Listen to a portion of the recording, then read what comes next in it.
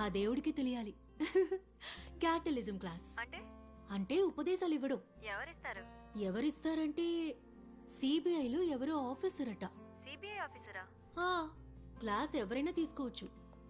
State central state central డిఫరెన్సే ఉండదు. అయ్యో ఐఎమ్ గెటింగ్ లేట్. సాయంత్రం ఫోన్ చేస్తాను. అమ్ముడు ఈ తాగేసి వెళ్ళు. ఏమైందమ్మా? నిన్న సెక్యూరిటీ డ్యూటీ చేశానమ్మా. ఫుల్ డే రైఫిల్ పట్టుకుని నిలబడ్డాను. సెక్యూరిటీ పని చేయడానిక నువ్వు ఐపీఎస్ చదివావు? ఐపీఎస్ ట్రైనింగ్ లో ఇవన్నీ చేయాలమ్మా. ఆర్డినరీ కానిస్టేబుల్ నుండి అన్నిటికీ ట్రైన్డ్ అయి ఉండాలి.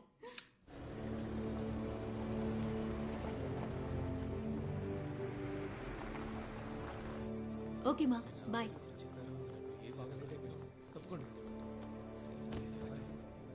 Hi.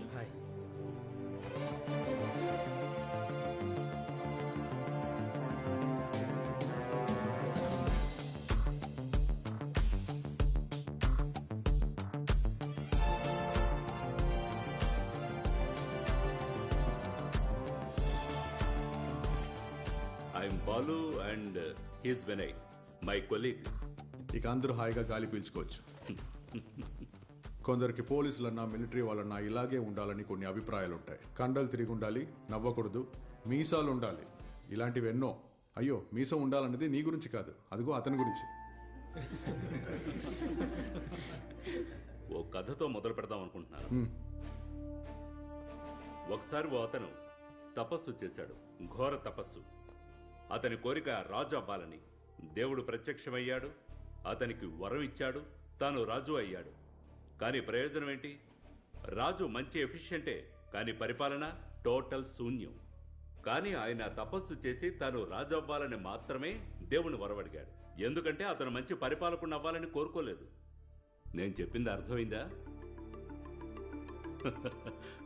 You all are efficients, no doubt. But ఒక సామర్థ్యం ఉన్న ఆఫీసర్ అవ్వాలంటే ఎఫిషియన్సీ మాత్రం సరిపోదు, ప్రొఫిషియన్సీ కూడా ఉండాలి. So what's proficiency? అది ఎక్కడ ఉండాలి? From inside. మీకున్న విజ్ఞానాన్ని వీలైనంత మేరకు అప్లై చేయాలి. That's proficiency. ఓ ఉదాహరణ చెప్తాను. ఓ క్రైమ్ జరిగింది. క్రిమినల్ ఎవరు ఏంటని ఓ చిన్న క్లూ కూడా దొరకలేదు. No trace of evidence, nothing. ఏ నిర్ణయానికి రాలేని పరిస్థితి. A state of total uncertainty. Underline the word uncertainty. Uncertainty plus pressure from the top brass, politicians, media and of course public outright. ఇవన్నీ కాకుండా మన లోపల నుంచి వచ్చే ఒక భావన. ఏ ఆఫీసర్ అయినా తడబడతాడు అటువంటి స్థితిలో. ఇటువంటి సందర్భాల్లో మీరు ఏమైనా సాధించాలనుకుంటే ఒట్టి రాజుగా ఉంటే సరిపోదు, చక్కగా పరిపాలించే రాజుగా ఉండాలి. అందువల్లే నేను ముందుగా అందరికీ చెప్పాను, బిగుసుకుపోయి ఉండకూడదు, నవ్వాలి. నవ్వు అందరినీ రిలాక్స్ చేస్తుంది. ఈ రిలాక్సేషన్ నుంచే టాలరెన్స్ తయారవుతుంది. అప్పుడు ఏదైనా వరం అడిగే ముందు ఓర్పునివ్వమని అడగాలి. Now let's go for a short break. Tea తీసుకొని తాగండి. రేపు ఇతను గొప్పోడైతే అప్పుడు మనం సెల్యూట్ కొట్టాలి. అప్పుడు మనం చెప్పుకోవచ్చుగా మనకి టీ సప్లై చేసినోడు. తమాషకన్నానులే. Thank you. Coffee? No thanks sir. నేను ఆయిషా, అన్వర్ గారి నర్స్ని. అన్వర్? ఓ, మన మినిస్టర్ సమద్ గారి. అవును సార్, అంకులే నేను ఐపీఎస్ అవ్వాలని ఆశపడ్డారు. Thanks to Anwar. Sir this is Rachel. Thank you. ఓ, రేచల్ ఫ్రమ్ ఆనందవాడి. అవును సార్. చూడు, నువ్విలా వెనక నుంచోవలసిన దానివి కావు. All India civil service exam లో నీది 2nd ర్యాంక్. అయినా ఇప్పటికీ మీ నాన్న కూలి పనులకు వెళుతున్నాడని ఏదో మ్యాగజైన్ లో చదివానే. నేను ఐపీఎస్ అయినా సరే మా నాన్న కూలి పనులకు పోవడం మానలేదు sir. That makes you great dad. Congrats. Thank you sir. Sir, ఇన్ని సంవత్సరాల ఎక్స్పీరియన్స్ లో మీ సహనాన్ని పరీక్షించిన కేసు ఏదైనా ఉంటే చెప్తారా? ఓ కేసు సిబిఐకి వచ్చిందంటే అది కాంప్లికేటెడ్ అయి ఉంటుంది. బట్ కొన్ని కేసులు కన్ఫ్యూజ్ చేసేస్తాయి. సార్ అలాంటిది ఏదైనా? ఓ కేసు ఉంది. That was perhaps the most trying in most difficult one by ever faced. ఈ నక్షత్రాలను లెక్కించడం అసాధ్యం కదా. ఆ కేసు కూడా అలాంటిదే. మా బాసు సేతు సార్తో సహా అందరినీ టెన్షన్ పెట్టింది.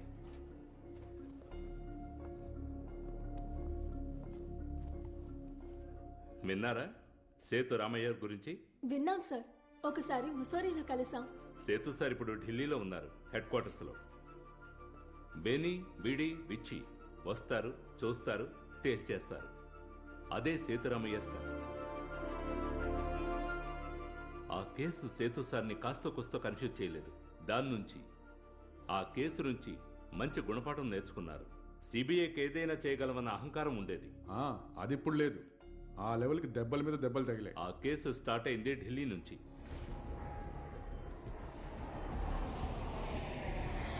ఫ్లైట్లో ఆ రోజు మిగతా ప్యాసింజర్స్తో పాటు స్టేట్ మినిస్టర్ అబ్దుల్ సమద్, ఆయన ప్రైవేట్ సెక్రటరీ అన్వరు ఉన్నారు.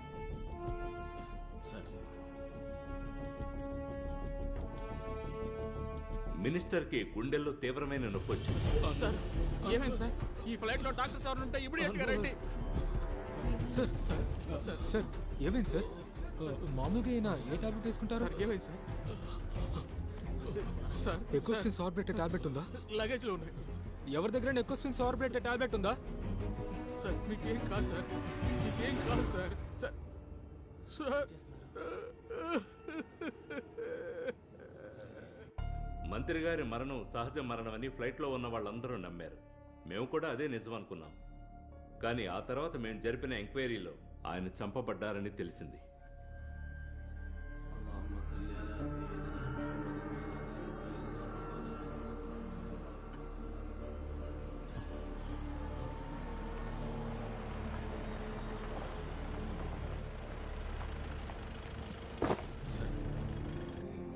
రండి సార్.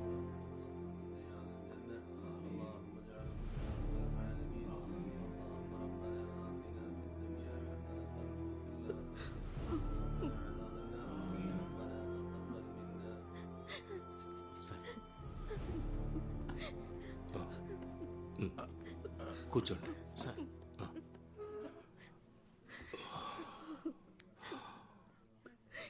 నాకు ఇప్పటికీ నమ్మశక్యంగా లేదు.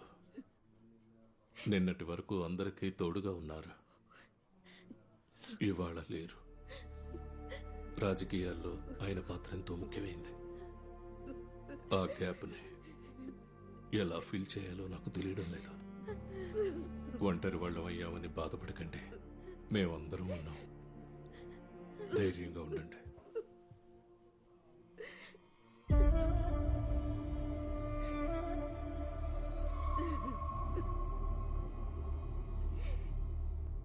మంత్రి గారి మరణంలో ఏదో గూడు పుఠాని ఉందని కొందరి అనుమానం.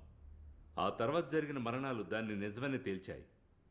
ఆ మరణాలు తర్వాత బాస్కెట్ కిల్లింగ్స్గా పేరు పొందాయి. అఫ్కోర్స్ మీరు వినే ఉంటారు బాస్కెట్ కిల్లింగ్స్ అనే పేరు. ఆ రోజుల్లో కొందరు వాటి గురించి చదివి ఉండొచ్చు. బట్ మీరు చదివింది విన్నది కూడా యథార్థం. బాస్కెట్లో రెండవదిగా వచ్చింది ఒక మ్యాన్ మిస్సింగ్. ఎప్పటి నుంచి ఆయన కనిపించకుండా పోయింది? ఇవాళతో 2 రోజులైంది సార్. ఏంటి ఆయన పేరు? ముత్తుకోయ. వయసు? 24. ఇల్లు ఎక్కడా? ఇక్కడ రైస్ మిల్ కి దగ్గరలో. రైస్ మిల్ కి దగ్గర. ఏం చేస్తుంటాడు?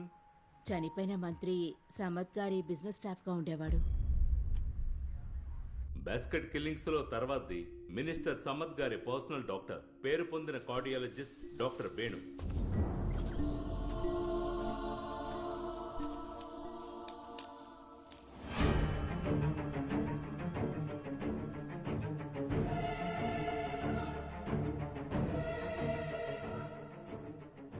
కాల్తో తన్నుండొచ్చు సార్, తోసేసి ఉండొచ్చు, లేదా జారిపడి ఉండొచ్చు.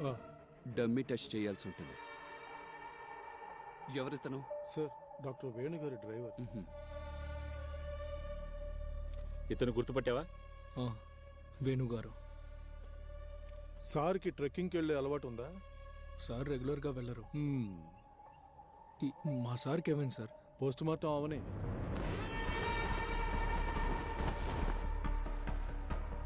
బాసురన్ ఫ్రీలాన్స్ జర్నలిస్ట్, రచయిత, యాక్టివిస్ట్, చిత్రకారుడు, అన్ని.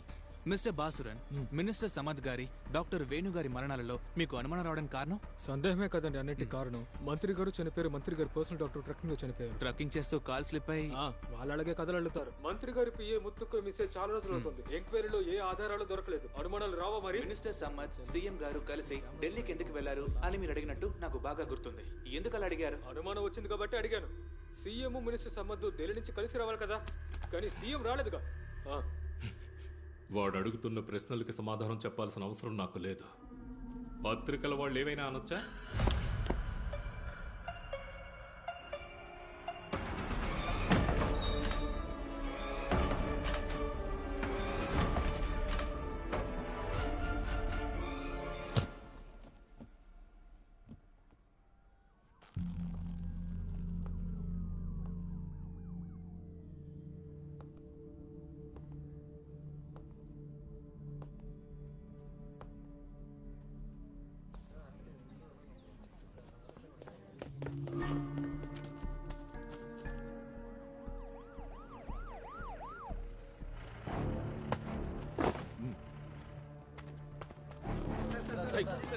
No questions. No. You will explain later. Sir. ఆగండి ఇక్కడే ఆగండి.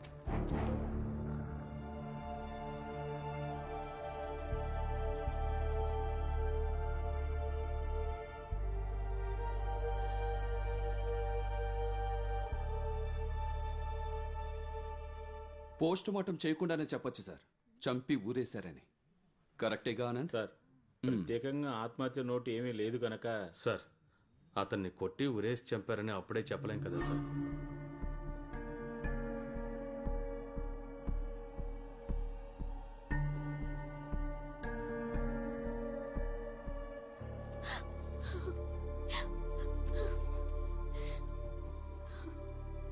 డెడ్ బాడీని తీసుకెళ్లిన తర్వాత ఛానల్కి రండి. మీరే స్ట్రాంగ్ గా చెప్పాలి చంపేసి ఊరి వేశారని. ఇతను యాక్టివిస్ట్ కదా? అవును సార్.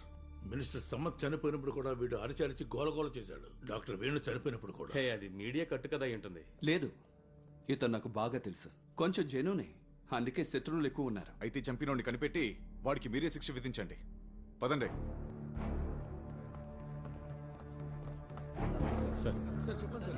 No comments. నో. ఆ అమ్మాయి ఎవరంట?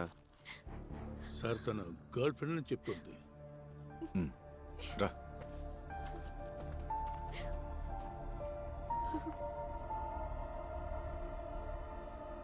బాస్కెట్లో తర్వాతి మరణం ఒక పోలీస్ ఆఫీసర్ది. సిబిఐ ఈ కేసులో ఎంటర్ అవ్వడానికి కారణము ఆ మర్డర్ కేసే.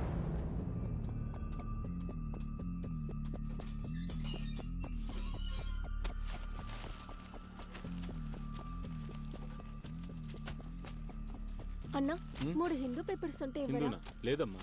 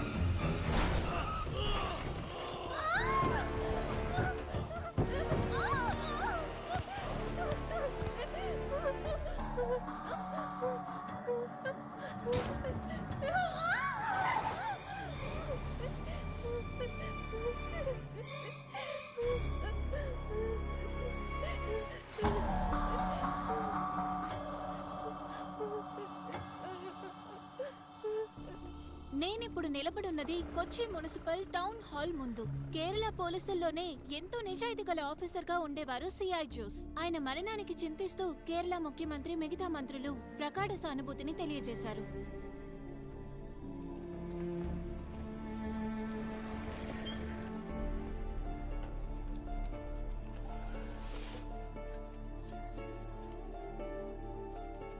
అక్క నువ్వు చూసింది పోలీసులు చెప్తే డబ్బులు ఇస్తారక్క?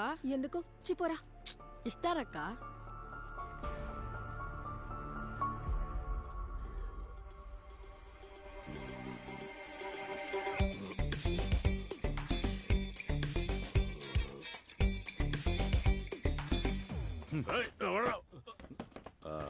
సారా కూర్చోండి.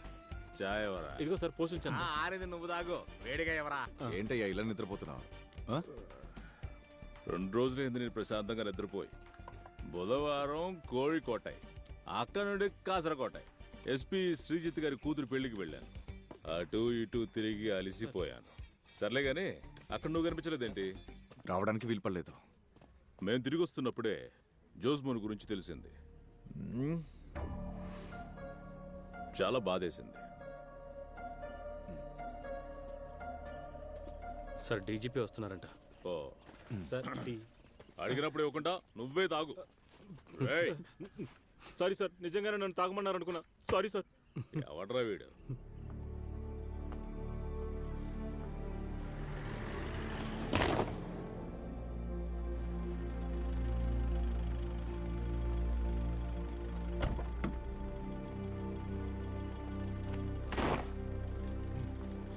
రండి sir.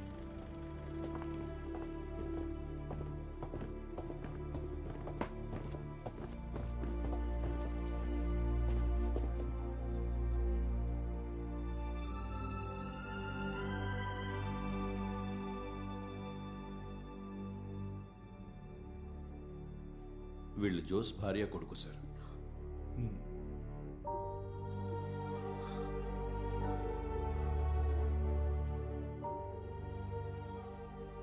It was pitch dark sir. అందువల్లే వెహికల్ ఏదని ఖచ్చితంగా ఐడెంటిఫై చేయలేకపోయాం. Hit and run possible. He was a very efficient, honest police officer. I no.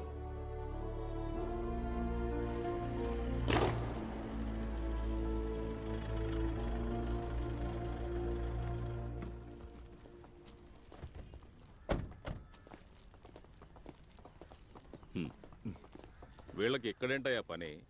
జోసు కొన్నాళ్ళు సిబిఐలో డెప్యుటేషన్లో ఉండేవాడు కదా.